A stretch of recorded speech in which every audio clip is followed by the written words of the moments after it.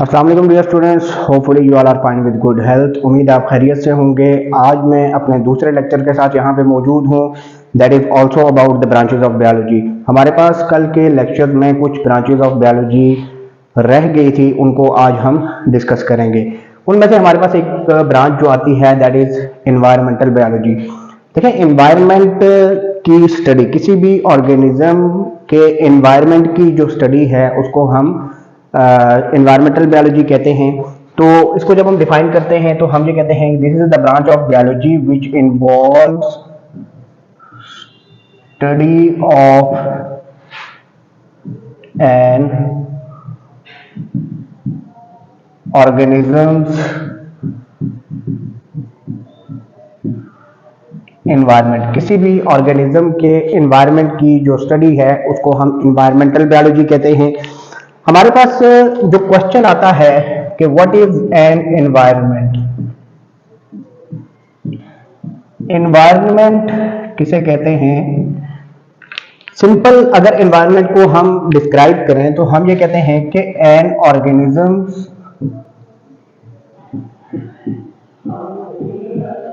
Organisms surroundings, किसी fish lives in aquatic environment। तो किसी भी ऑर्गेनिज्म के इर्द गिर्द का जो माहौल है, जिस माहौल में वो एडजस्ट कर रही है, रह रही है, तो उसे हम एनवायरनमेंट कहते हैं। इसमें एग्जांपल मैंने आपको फिश की दी जो कि पानी में रहती है, तो इस वजह से हम उसको एक्वेटिक एनवायरनमेंट कहते हैं। नेक्स्ट हमारे पास जो ब्रांच आती है दैट इज सोशियो बायोलॉजी। ऐसी ब्रांच जो कि ऑर्गेनिज्म के सोशल बिहेवियर को डील करती है उसे हम सोशियो बायोलॉजी कहते हैं। तो हम ये कहते हैं कि this branch deals with social behaviour of animals के सोशल बिहेवियर को डील करती है। मैन को वैसे भी सोशल एनिमल कहा जाता है। ह्यूमन जो है वो उसके सोशल बिहेवियर काफी ज्यादा डाइवर्स हैं और ये कल्चर टू कल्चर जो उसका सोशल बिहेवियर है ये वेरी कर रहा होता है। डिफरेंट कल्चर्स में हमें ह्यूमंस के डिफरेंट सोशल बिहेवियर जो है वो देखने को मिलते हैं। इसके अलावा हमारे पास कुछ इनवर्टिब्रेट्स के ग्रुप्स हैं, कुछ हमारे पास वर्टिब्रेट्स के ग्रुप्स हैं जिनके अपने अपने पर्टिकुलर सोशल बिहेवियर जो है वो देखने को मिलते हैं। तमाम ऑर्गेनिजम्स की अपनी अपनी सोशल लाइफ एग्जिस्ट करती है। तो ऐसी ब्रांच के जिसमें हम ऑर्गेनिज्म की सोशल बिहेवियर को स्टडी करते हैं उसको हम कहते हैं सोशियो बायोलॉजी। नेक्स्ट हमारे पास जो ब्रांच आती है दैट इज पैरासाइटोलॉजी। ठीक है, ऐसी branch which deals with study of parasite. Parasites की स्टडी से जो डील करती है उसको हम कहते हैं parasitology. What are parasites? Parasites किसे कहते हैं?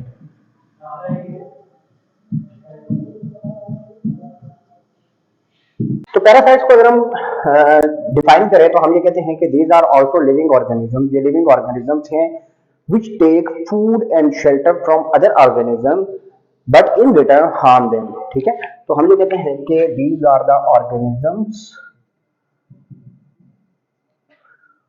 which take food and shelter from other organisms and in return harm them। अब ये जो पैरासाइट है ये लिविंग ऑर्गेनिजम्स की बॉडी के बाहर भी रहते हैं, लिविंग ऑर्गेनिजम्स की बॉडी के अंदर भी पाए जाते हैं। तो ऐसे पैरासाइट जो लिविंग ऑर्गेनिजम्स की बॉडी के बाहर एग्जिस्ट करते हैं उनको हम एक्टोपैरासाइट कहते हैं। और ऐसे लिविंग ऑर्गेनिजम्स, ऐसे पैरासाइट्स जो कि लिविंग ऑर्गेनिजम्स की बॉडी के अंदर रहते हैं, उनको हम एंडोपैरासाइट्स कहते हैं। नेक्स्ट हमारे पास जो ब्रांच आती है दैट इज बायोटेक्नोलॉजी।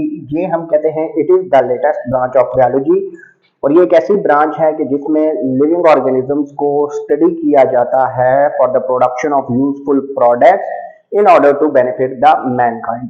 ह्यूमन के मैनकाइंड के बेनिफिट के लिए हम लिविंग ऑर्गेनिज्म को यूज करते हैं ताकि हम डिफरेंट यूजफुल प्रोडक्ट्स बना सकें। तो हम बायोटेक्नोलॉजी को कैसे डिफाइन करते हैं? It is the branch of biology which deals with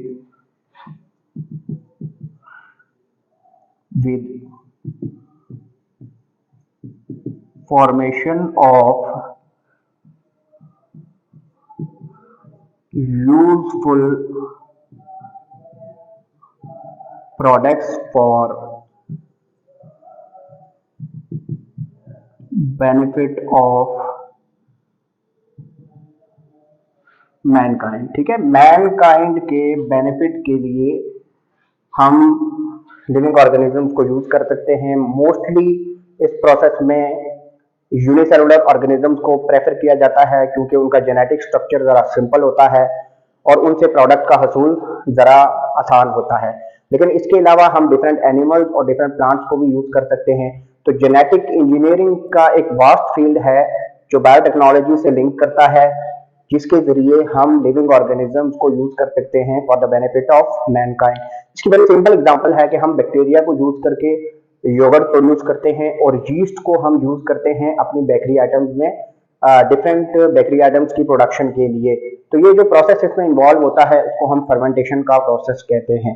तो ये हमारे पास एक क्लासिकल बायोटेक्नोलॉजी है जो अरसा दराज से एक नेचुरल फर्मेंटेशन का प्रोसेस चला आ रहा है, और एक हमारे पास मॉडर्न बायोटेक्नोलॉजी है कि जिसमें हम जेनेटिक इंजीनियरिंग का इस्तेमाल करते हैं। नेक्स्ट जो हमारे पास ब्रांच आती है दैट इज इम्यूनोलॉजी। इम्यूनोलॉजी जो है वो बेसिकली डील करती है स्टडी ऑफ इम्यून सिस्टम। एक ऐसी ब्रांच है जो लिविंग ऑर्गेनिजम्स के अंदर इम्यून सिस्टम के स्टडी को डील करती है। What is immune system? Immune system basically एक ऐसा सिस्टम है जिसको हम कह सकते हैं जो हमारी बॉडी को डिफेंड करता है। ठीक है, it provides defence against harmful micro organism. ठीक है, जो ऐसी चीजें जिस तरह कुछ बैक्टीरिया हैं, वायरस हैं, वो हमें डिजीजेस कॉज करते हैं हमारी बॉडी में। जैसे ही वो हमारी बॉडी में एंटर होते हैं तो नेचुरली कुदरत ने हमारी बॉडी में इम्यून सिस्टम रखा है जो कि हमारी आर्मी के तौर पे काम करता है और हमारी बॉडी को डिफेंस प्रोवाइड करता है अगेंस्ट द इन्वेडिंग माइक्रो। तो इम्यून सिस्टम की जो स्टडी है वो हमारे पास इम्यूनोलॉजी के अंदर फॉल करती है। नेक्स्ट हमारे पास जो फार्माकोलॉजी। फार्माकोलॉजी हम कहते हैं ये एक ऐसी ब्रांच है विच deals with study of drugs, which deals with study of drugs की स्टडी से जो ब्रांच डील करती है उसको हम कहते हैं फार्माकोलॉजी। अब हम अगर बात करते हैं कि ड्रग क्या चीज है, व्हाट इज अ ड्रग? तो any substance that changes the natural system of our body is called as drug. तो हम इसको जब डिफाइन करते हैं तो हम ये कहते हैं it is any chemical substance, any chemical substance that alters normal body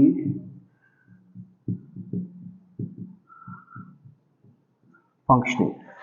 जो हमारी बॉडी की नॉर्मल फंक्शनिंग को चेंज कर दे तो उसको हम क्या कहते हैं? ड्रग कहते हैं। ड्रग की डिफरेंट कैटेगरीज हैं जिसमें हमारी बहुत सारी ड्रग्स ऐसी हैं जो हम मेडिकल ट्रीटमेंट के तौर पे इस्तेमाल करते हैं, जिनकी मेडिसिनल वैल्यू है, उनको मेडिसिनल ड्रग्स कहा जाता है। तो हमारे पास नेक्स्ट जो हमारे पास ब्रांच आती है बायोलॉजी की दैट इज मॉलिक्यूलर बायोलॉजी और बायोकेमिस्ट्री। ये एक ऐसी ब्रांच है कि जिसमें हम बायोलॉजिकल मॉलिक्यूल्स को स्टडी करते हैं। तो हम ये कहते हैं कि this branch deals with study of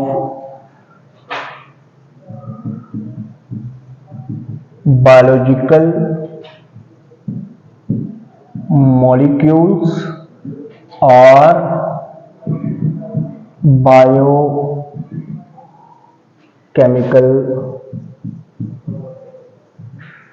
processes. ठीक है, बायोलॉजिकल मॉलिक्यूल में हमारे पास जो एग्जांपल आती है वो कार्बन डाइऑक्साइड की आती है, हमारे पास वाटर की एग्जांपल आ जाती है, प्रोटीन हमारे पास बायोलॉजिकल मॉलिक्यूल्स हैं। तो बायोलॉजिकल मॉलिक्यूल्स की अगर बात की जाए तो इसमें हमारे पास प्रोटीन, कार्बन डाइऑक्साइड, वाटर, जबकि बायोलॉजिकल प्रोसेसेस की बात की जाए तो इसमें हमारे पास जो है वो फोटोसिंथेसिस और रेस्पिरेशन की एग्जांपल आ जाती है। Photosynthesis and respiration. तो ये हमारी ब्रांचेस ऑफ बायोलॉजी थी जो आज यहाँ पे कंप्लीट हो रही हैं। अब नेक्स्ट हमारे पास जो है वो एक क्वेश्चन पेपर में भी पूछा जाता है अक्सर कि what are the major biological issues today. आजकल के दौर में मेजर बायोलॉजिकल इश्यूज कौन कौन से हैं? तो इन बायोलॉजिकल इश्यूज की अगर बात की जाए तो हमारे पास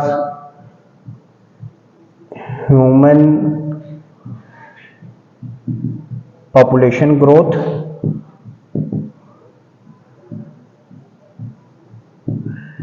infectious diseases,